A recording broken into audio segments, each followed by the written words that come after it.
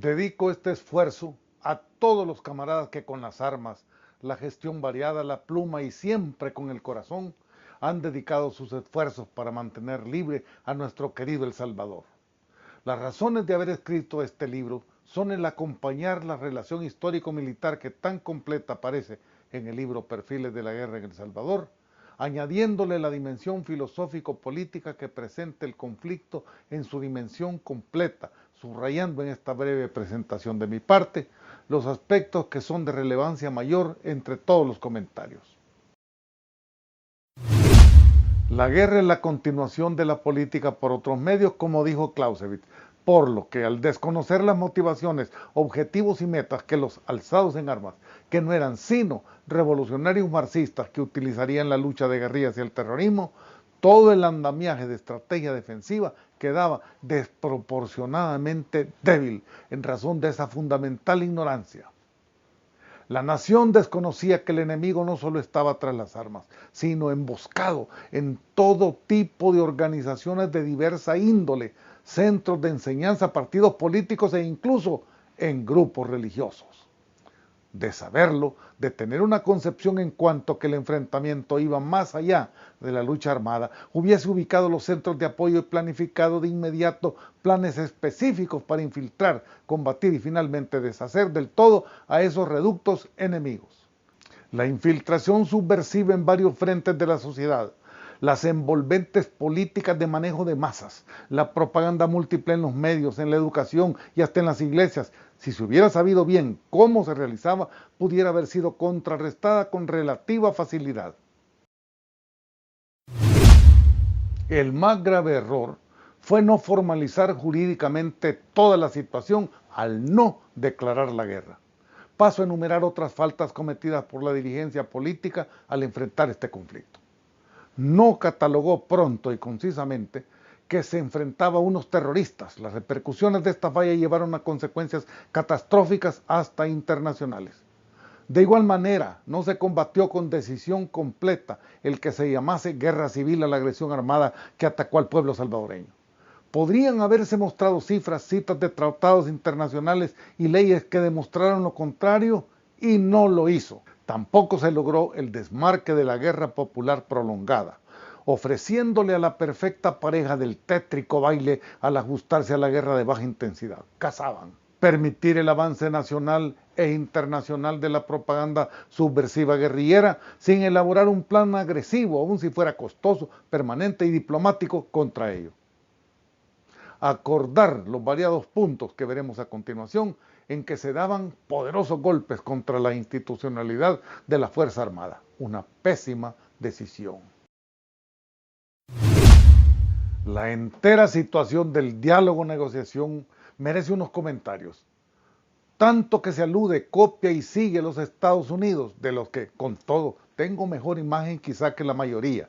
Nuestros dirigentes se durmieron, se salieron del carril y en vez de seguirlos con la máxima férrea de no pactar con terroristas, hicieron aquí, para nuestra desgracia, una pérfida excepción. Aumentado en su error, horror y falta de juridicidad absoluta, que además estaban entrando en conversaciones con una fuerza aliada con extranjeros y delincuentes en sí, fuera de la ley, deudora de varios crímenes y de confesión expresa contra el Estado. Desde que se escuchó hablar de diálogo, fue adversado por todos los sectores, no marxistas o socialdemócratas cómplices, claro, pero poco a poco fue ganando el apoyo de los gobernantes, de la prensa y hasta de varios estudiosos hasta convertirse en algo ineludible.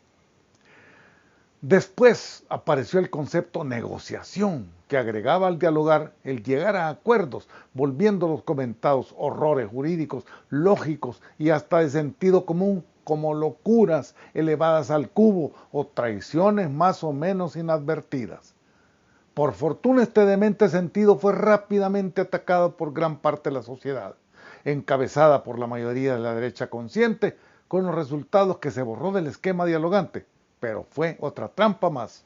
Los gobiernos, tanto el de la democracia cristiana como el de Arena que pactó, sin mencionarlo, hicieron caso omiso de la prohibición estratégicamente mortal de no negociar, es decir, no discutir los destinos de la nación, del Estado, de la institucionalidad republicana, del pueblo, con los jurados enemigos de todo ello, deudores de crímenes, probadamente mentirosos, asesinos y terroristas, y lo hicieron cada vez más cínicamente, siempre con el apoyo internacional, de medios y por el otro lado, con escasos oídos al verdadero pueblo salvadoreño que pugnaba por no entregar en un acuerdo vicioso lo que el enemigo había fracasado en lograr.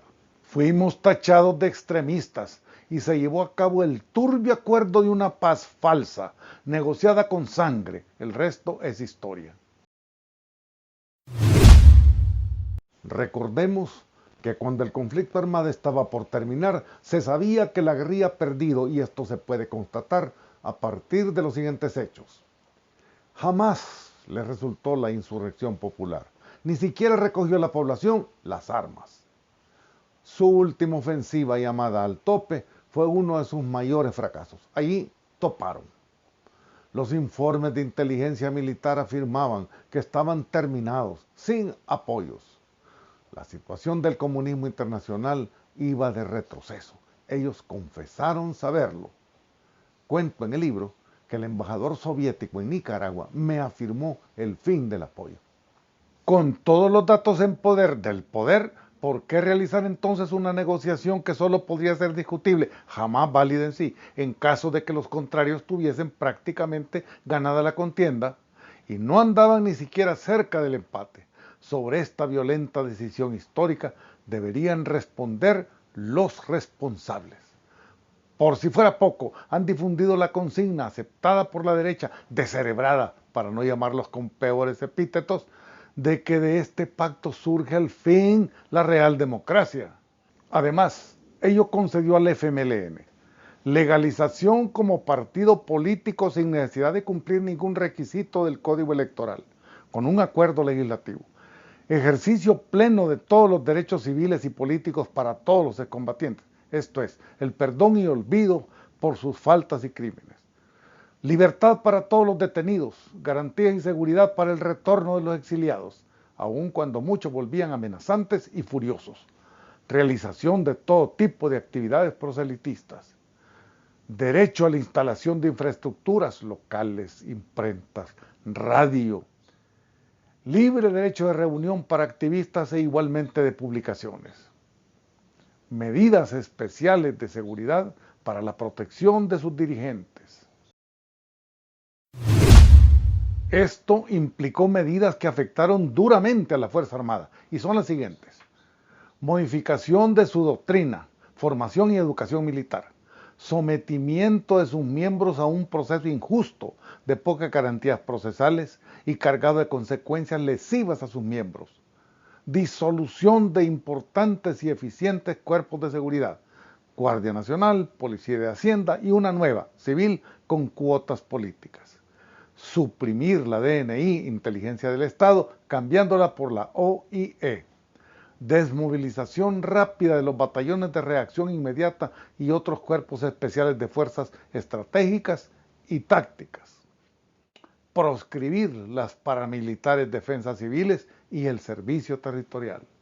Reducción de los efectivos de la Fuerza Armada de 63.000 a 31.000. Los daños causados en la idiosincrasia y la institucionalidad del Estado son enormes, en gran número y complejidad. Hemos vivido una lucha terrible, la que ganamos sin duda alguna en el campo de la lucha armada.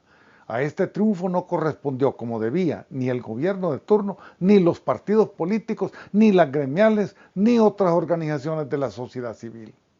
Estos mismos en la profundidad de su conciencia sabían y saben que lo que hemos afirmado es cierto. Muchos de ellos en sus corazones no pueden negar que no hicieron el esfuerzo debido ni denunciaron la nueva preeminencia de sus anteriores verdugos y los volvieron funcionarios.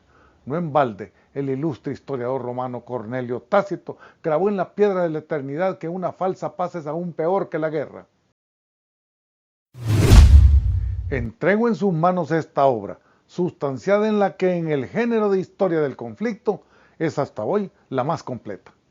He sentido el insobornable sentimiento de que debemos entre todos apuntalar estos esfuerzos de dar luz, de aclarar, de pasar la estafeta de la victoria a los que vienen después de nosotros hijos, nietos, todo el pueblo, para que sepa, para que sienta, para que no vuelva a dejarse engañar otra vez por falsas derechas mercantiles y no nacionales.